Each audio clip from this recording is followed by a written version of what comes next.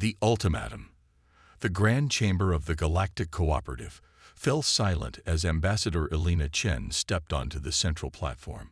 Above her, the tiered seating of the chamber held representatives from over 300 spacefaring civilizations, their varied anatomies creating a tapestry of colors, textures, and forms that would have seemed fantastical to humans just a century earlier. Chen stood alone, her simple dark blue uniform stark against the ornate ceremonial attire worn by most council representatives. Her posture was relaxed but alert, her expression neutral as she faced Grand Arbiter Solus, the imposing six-limbed Traxian who had led the council for nearly 30 years. Ambassador Chen, Solus began, his translator conveying his deep rumbling voice. The Council has deliberated on the matter of Earth's recent technological developments. Our decision is unanimous and non-negotiable. Chen nodded once, waiting. The silence in the chamber grew heavier. Our monitoring stations have detected unusual energy signatures consistent with dimensional folding technology being developed in your Martian research facilities.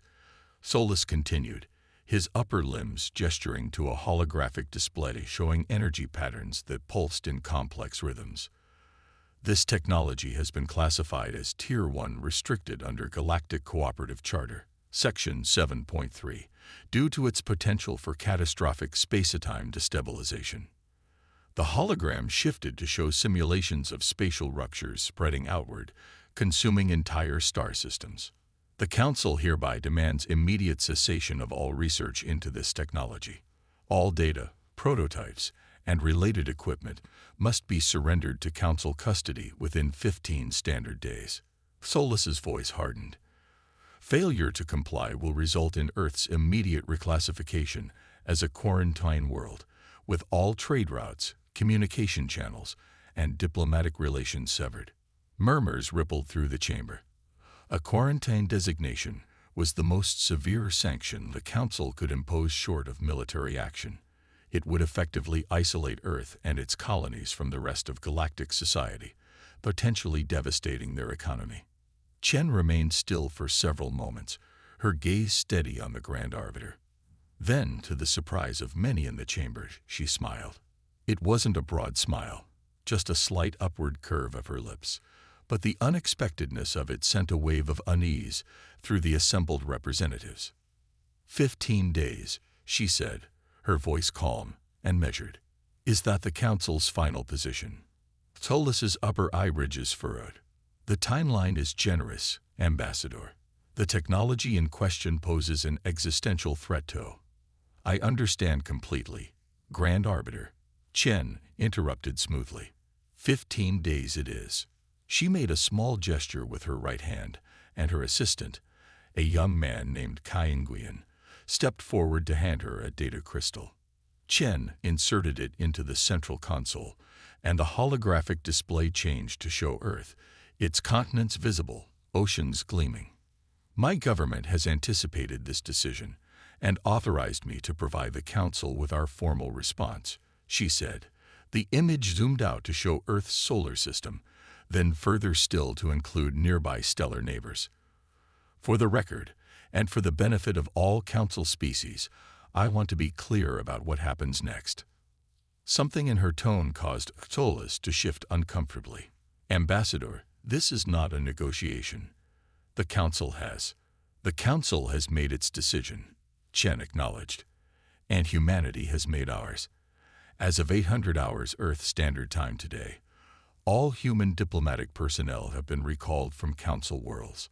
All trade vessels have been instructed to complete their current transactions and return to human space immediately. The chamber erupted in confused chatter. Chen waited patiently for Solus to restore order before continuing.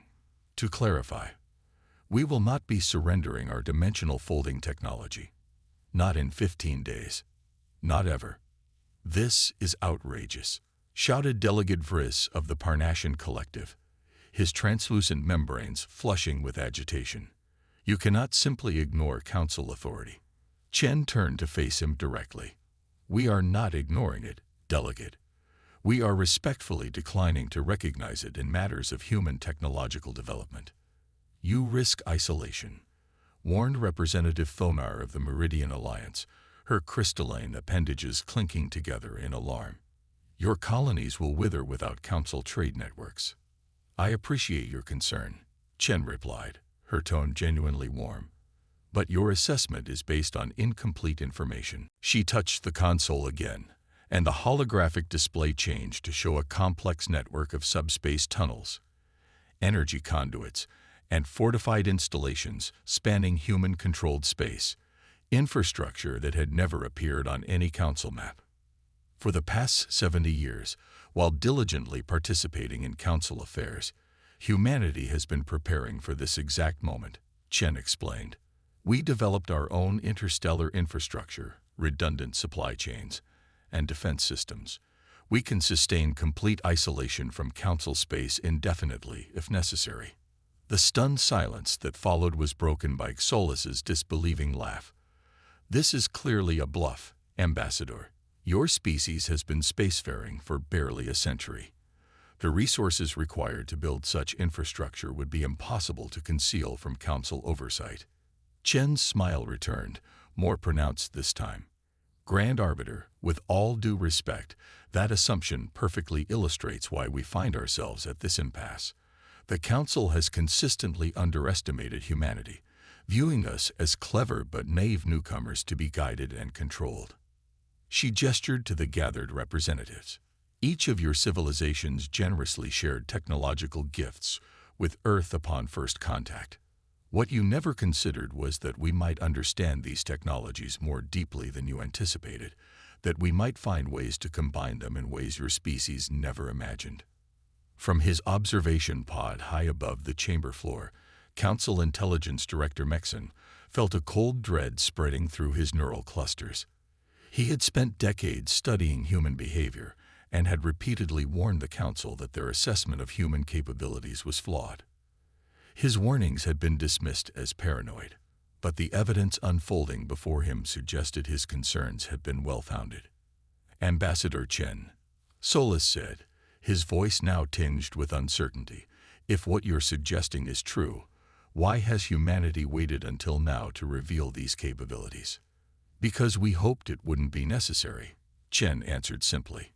Humanity genuinely values the cultural exchange, scientific collaboration, and peaceful coexistence the cooperative offers. We petitioned 17 times over the past 4 decades to have the restrictions on dimensional technologies reviewed, presenting evidence of our safety protocols and theoretical frameworks that address the Council's concerns. She looked around the chamber. Each time, our petitions were dismissed without substantive consideration. We concluded that the Council's position was not based on genuine safety concerns, but on the desire to maintain technological superiority over younger species. Director Mexon activated his private channel to Xolus. She's telling the truth, he transmitted urgently. Our assessment of human capabilities has been catastrophically wrong. Those infrastructure signatures match anomalous readings we've detected but dismissed over the years. They've been building this network in plain sight, disguising it as conventional development. On the chamber floor, Xolus was visibly struggling to process this revelation. The Council will need to convene an emergency session to discuss these developments, he finally said. Of course, Chen replied. Humanity remains open to dialogue based on mutual respect and recognition of sovereignty. We have no desire for conflict, only for the freedom to develop our potential without arbitrary constraints. She bowed formally, then straightened. For clarity, the dimensional folding technology the Council fears is merely one small aspect of human innovation. It poses no threat to space-time stability. We solved those theoretical problems decades ago. What it does threaten is the Council's technological monopoly in certain domains, which I suspect is the true source of concern. As Chen turned to leave, Delegate Vriss called out, "This borders on declaration of independence from Council authority. No species has ever." "Not independence, Delegate," Chen corrected gently. "Interdependence on more equitable terms. Humanity is not leaving the galactic community. We're simply redefining our place within it. The chamber doors closed behind her with a finality that seemed to echo through the vast space. In her wake, panic began to spread among the representatives as the implications became clear. A species they had patronized for decades had been systematically preparing for autonomy, building power and capability right under their sensors. In his private quarters adjacent to the council chamber, Grand Arbiter Solus faced Director Mexon, whose holographic form flickered slightly in the dim light. "How did we miss this?" Solus demanded, his voice stripped of its usual ceremonial resonance. Mexon's sensory filaments twisted in a gesture of frustration. "We saw the pieces, but never the pattern. Humans compartmentalize information naturally. It's how their institutions are structured. They didn't need sophisticated deception. They simply leveraged their natural organizational patterns." He projected a series of data flows showing human activity across multiple sectors over the past 7 decades. "Look here, modular construction projects that seemed routine in isolation but form integrated systems when viewed together. Resource acquisitions that individually appeared mundane but collectively supported massive infrastructure development. And this dimensional technology, is it truly as dangerous as our scientists claim?" Solus asked. Mexon hesitated. "Our understanding may be incomplete. Humans approach physical problems differently than council species. They're less constrained by theoretical orthodoxy, more willing to pursue seemingly contradictory approaches simultaneously. Can we contain them militarily if necessary?" "Unknown," Mexon admitted. "Our intelligence on their true military capabilities is clearly compromised. If their other technologies are as advanced as Ambassador Chen implied, direct confrontation would be inadvisable." Solus settled heavily into his support cradle, suddenly looking far older than his 2 centuries. 15 days, he murmured. "She accepted our deadline so confidently." Mexon's hologram flickered as he accessed secure data channels. "Sir, I'm detecting unusual movement patterns in human space. Their colonies are activating defense systems we didn't know existed. Ships are repositioning along strategic vectors." He paused, his sensory filaments going rigid. "And something else. Quantum communications surges between Earth and the fringe territories. They're coordinating with someone outside council space." The Solus felt true fear for the first time in decades. "They've made contact with the outsiders, haven't they?" Mexon's silence was answer enough. The hidden fleet. Admiral Thomas Rivera stood on the observation deck of the EA's Horizon, the flagship of Earth's 7th Fleet. Through the vast transparent alloy viewport, the blue-white glow of Proxima Centauri illuminated the assembled armada. Over 300 warships arranged in perfect formation, their hulls gleaming with the distinctive iridescent sheen of metamaterial plating. Until 6 hours ago, this fleet had been invisible to Council monitoring systems, concealed within the carefully engineered dimensional pockets that humanity had perfected decades earlier. Now, with the diplomatic confrontation of the Council finally initiated by Ambassador Chen, there was no longer a need for such secrecy. "Status report," Rivera ordered, his voice calm despite the historic significance of the moment. Commander Aisha Okafor, his executive officer, stepped forward. "All ships report ready, Admiral. Quantum entanglement communications network is stable. Defense systems are active, but in passive monitoring mode as ordered." Rivera nodded. "And the Council response?" "Their nearest patrol fleet altered course 11 minutes ago," Okafor replied, bringing up a tactical display showing the movements of 16 Council vessels. "They're heading toward the Epsilon Eridani checkpoint, likely to establish a containment perimeter." "Predictable," Rivera murmured. "They still think in terms of traditional space control." He studied the tactical display, where countless small markers indicated the positions of humanity's true strategic assets, not just the visible fleet before him, but the network of automated defense platforms, sensor arrays, and resource nodes that had been secretly established throughout human space and beyond.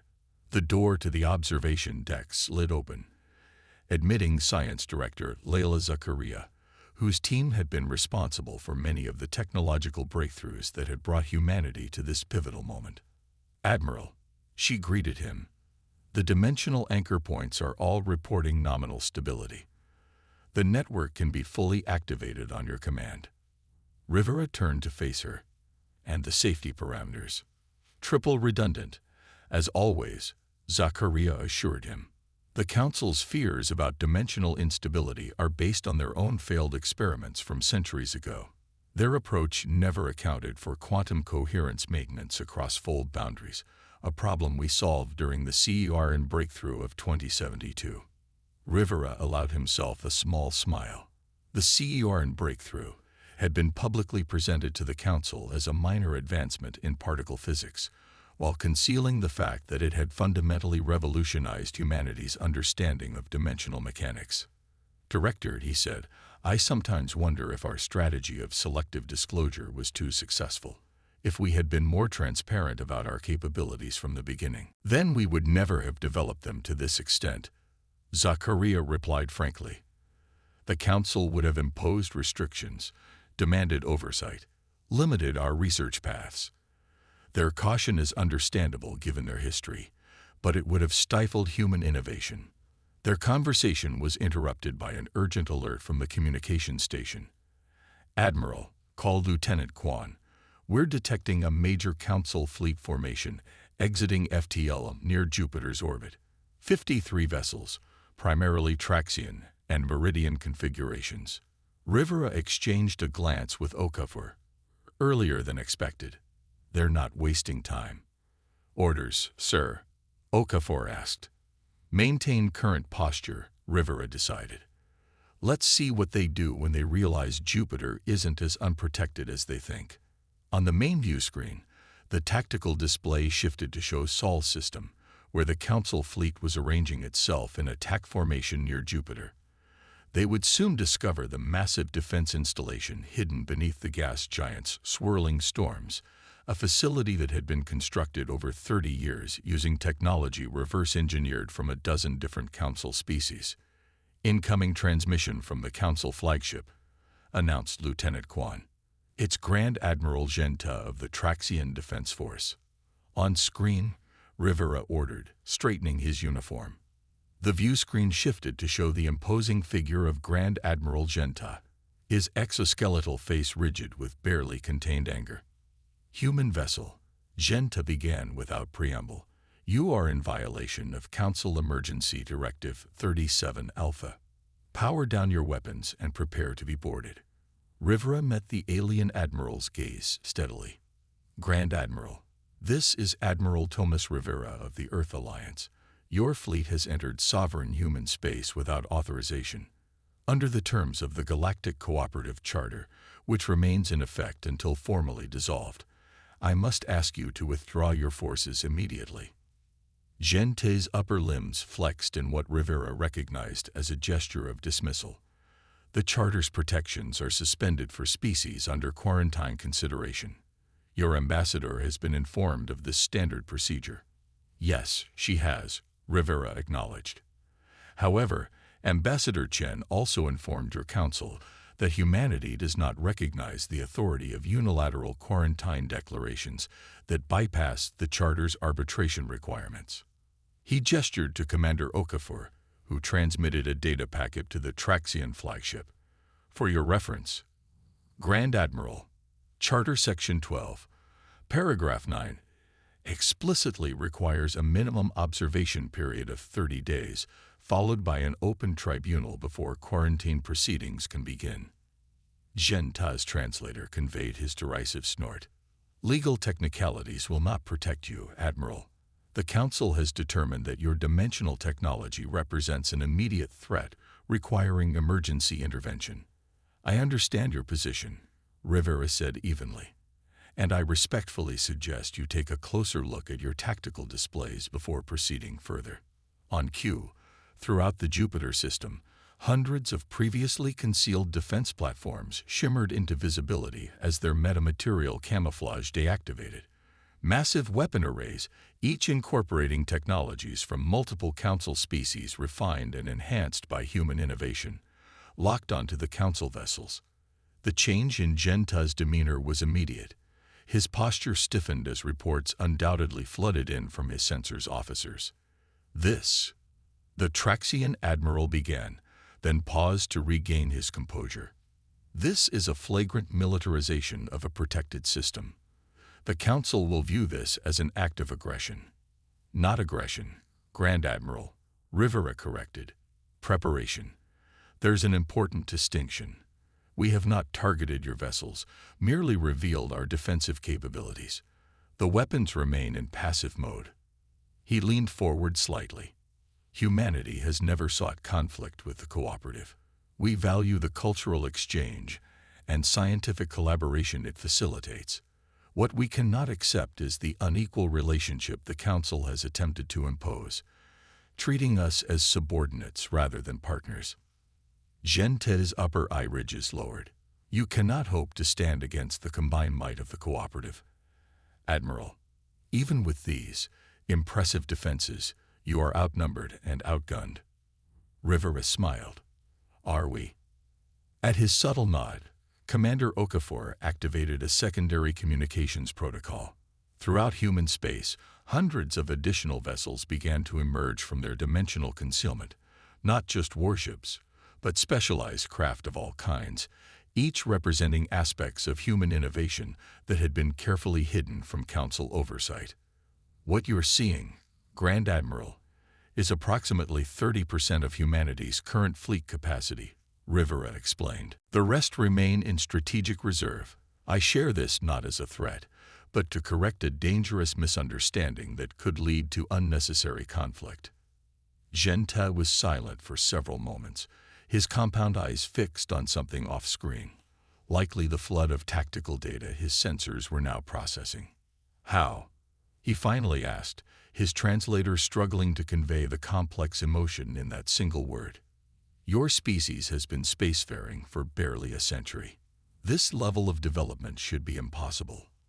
"With respect, Grand Admiral, that perception is precisely the problem," Rivera replied. "The Council has consistently underestimated humanity's capacity for innovation and adaptation.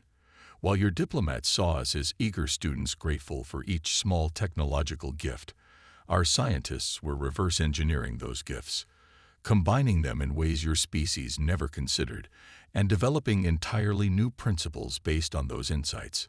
He gestured to Director Zakaria, who stepped forward. "Our approach to the Council's shared technologies was fundamentally different from what you expected," she explained. "Where Council species typically specialize in particular technological domains, respecting traditional boundaries between disciplines, human science is inherently cross-disciplinary.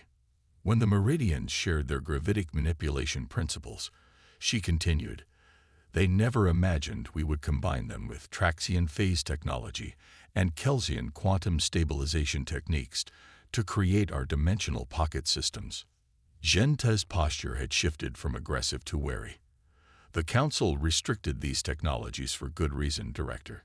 Some combinations are dangerous, potentially catastrophic. We understand the historical basis for that caution," Zakaria acknowledged.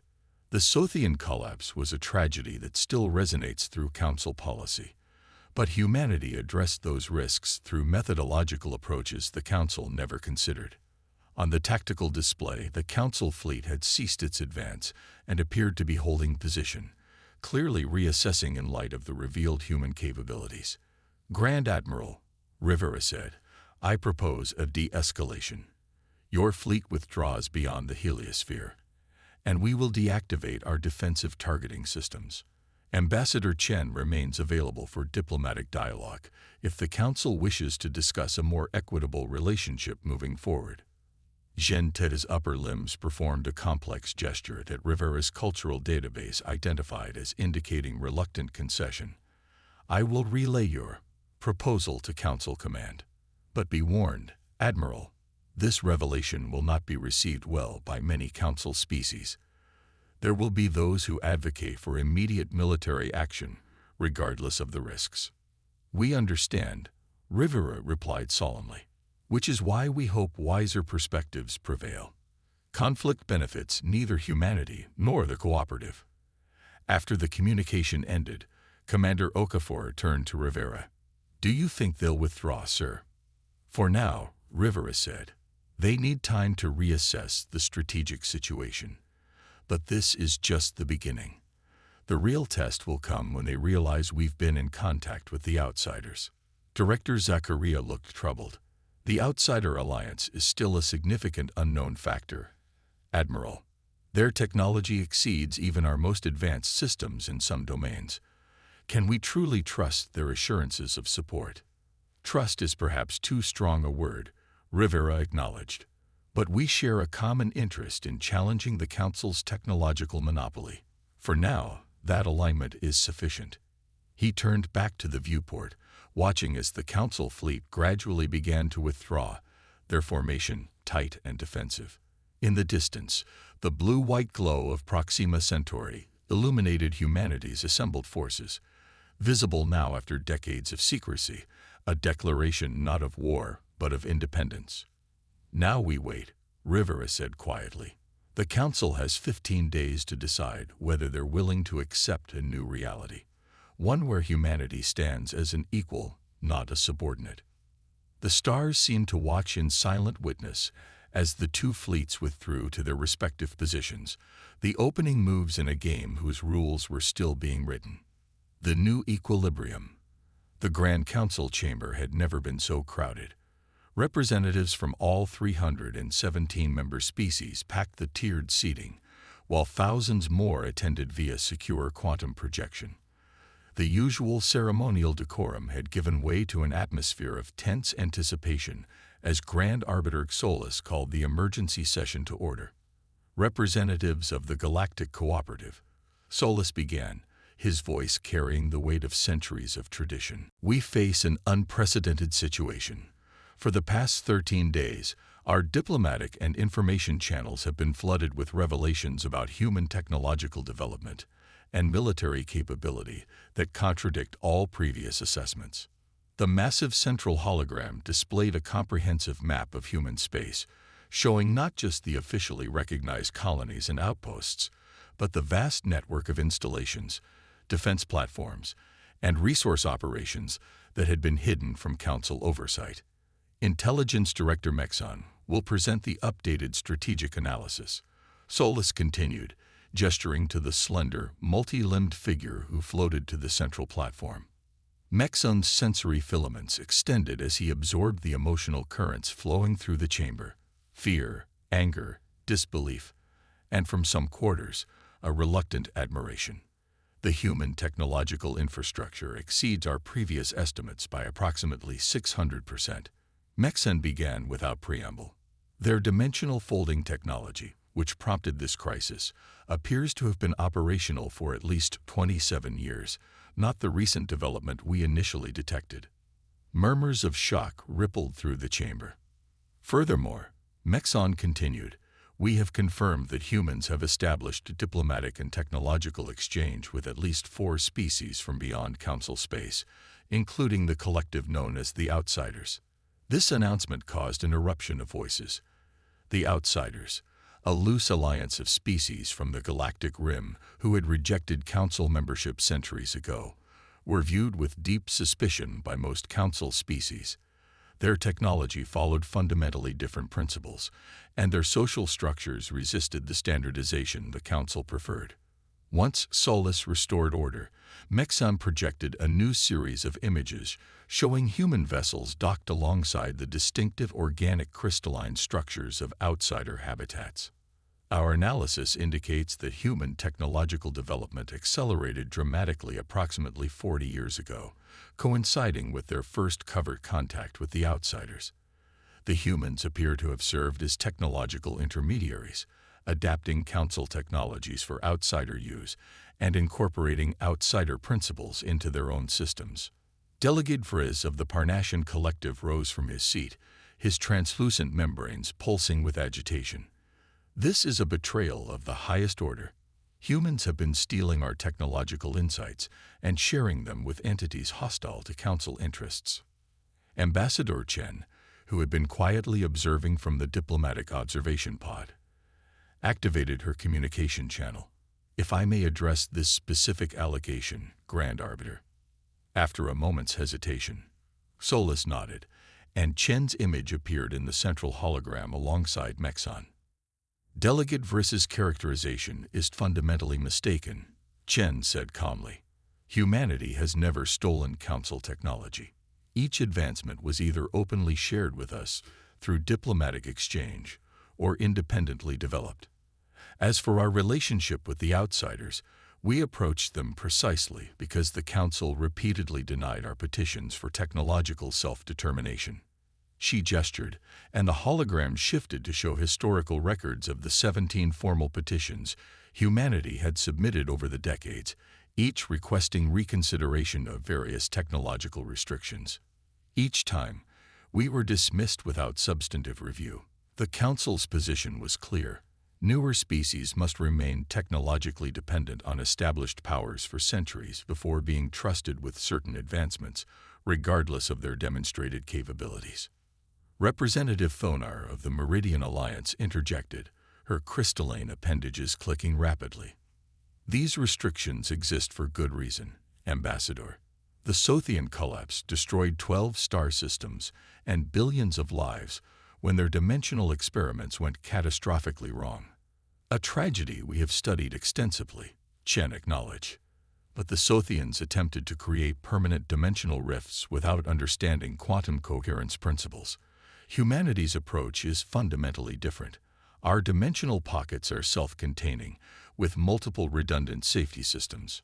She paused, looking around the chamber. "The deeper issue is the Council's refusal to acknowledge that different species might find different technological solutions to the same problems. The assumption that all species must follow the same developmental path, your path, is what brought us to this impasse." The chamber fell silent as the representatives absorbed her words. In that moment of reflection, the chamber's security alerts blared, and the central hologram shifted automatically to an external view of Council space. What they saw left many representatives speechless. Hundreds of vessels had appeared at the periphery of the cooperative's territory, the distinctive organic crystalline structures of outsider ships, accompanied by sleek human vessels. They made no aggressive moves, simply holding position in a clear demonstration of coordinated presence. Before panic could fully take hold, another figure appeared in the hologram. Tall, with an elongated cranium and multifaceted eyes that seemed to shift colors as they moved. Few in the chamber had ever seen an outsider representative directly. "Greetings, Council," the figure said, its voice translated into the standard Council language. "I am Nexus Interpreter Talvos of the Rim Collective. We have come at the invitation of our human allies to witness these proceedings and to present an alternative to the current impasse." Grand Arbiter Solus struggled to maintain his composure. "This is an internal Council matter, Interpreter. The presence of your fleet could be construed as an act of aggression, just as your fleet's presence in human space could be similarly construed." Talvos replied evenly.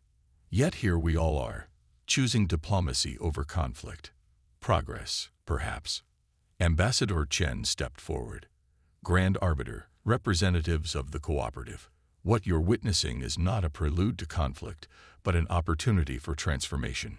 For too long, the galaxy has been divided between Council space and the territories beyond, with limited exchange and mutual suspicion." She gestured to Talvos. "The outsiders have developed technological and social systems that differ fundamentally from Council standards. Yet they have thrived. Humanity has found value in both approaches: the stability and scale of Council systems and the adaptive diversity of outsider methodologies." Talvos's multifaceted eyes shifted to a calming blue. "The Rim Collective proposes a new framework for galactic cooperation, one that recognizes the sovereignty of all spacefaring species to determine their own developmental paths while establishing shared safety protocols and knowledge exchange." The chamber erupted in a cacophony of voices, some outraged, others curious, still others calculating the potential advantages and risks of such a fundamental restructuring. In his private observation pod, Intelligence Director Mexon watched the chaos with a sense of inevitability. He had studied human history extensively and recognized the pattern unfolding. Revolution, not through violence, but through the leverage of accumulated power applied at precisely the right moment. The humans had positioned themselves as mediators between two galactic powers, creating a unique role that neither side could easily dismiss.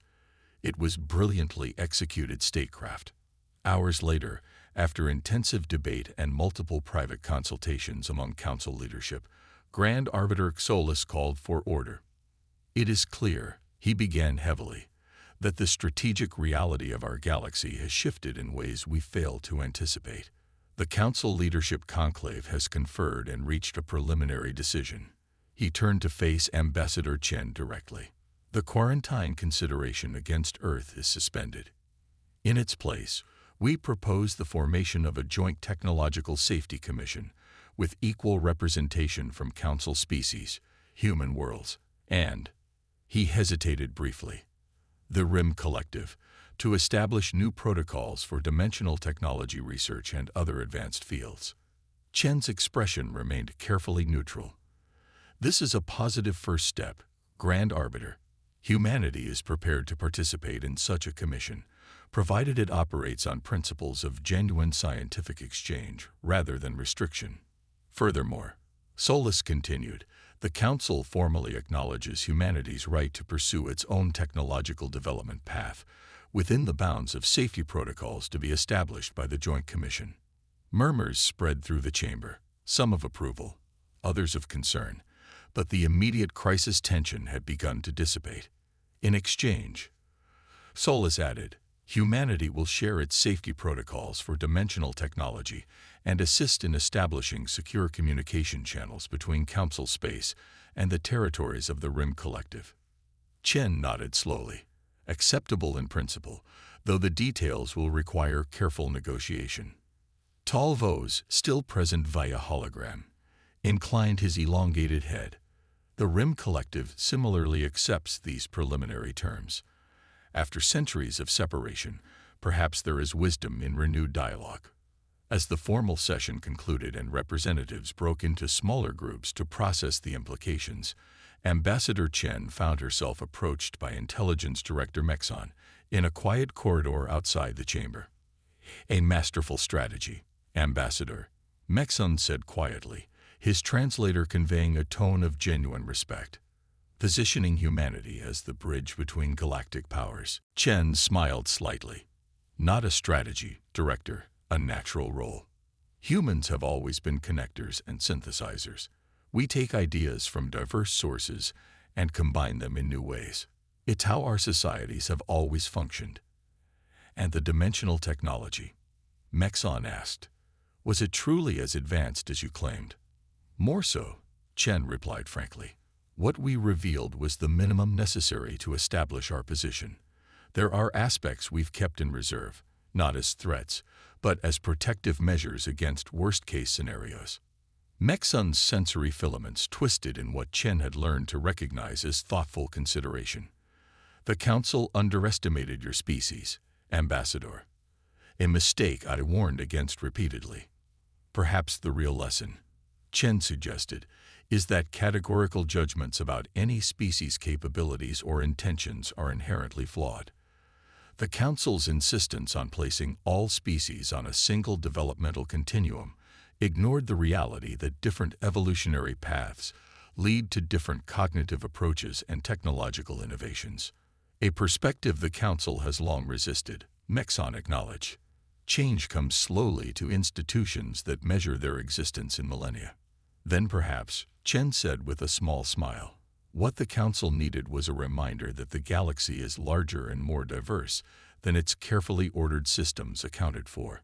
As they parted ways, Chen's communication implant chimed with an encrypted message from Admiral Rivera. Council fleet withdrawing from Sol system. Outsider representatives requesting formal meeting on Mars next week.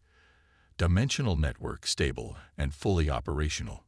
Chen allowed herself a moment of quiet satisfaction. The gamble had paid off, not just for humanity, but potentially for all spacefaring species. The rigid hierarchy that had dominated galactic affairs for centuries was beginning to give way to something more fluid, more adaptive. And humanity, once dismissed as clever newcomers to be guided and controlled, had established itself as an independent power with a unique role to play in the emerging galactic order, not through conquest or dominance, but through the very human talents for connection, synthesis, and transformation. In the observation lounge of the Council Station, Chen gazed out at the stars, thinking of how far humanity had come in a single century of spacefaring, and how much further they might go in the centuries to come, no longer constrained by artificial limitations, but free to explore the full potential of human creativity and innovation. The galaxy was entering a new era, and humanity had helped to birth it. Not bad, Chen thought, for a species that had taken its first tentative steps.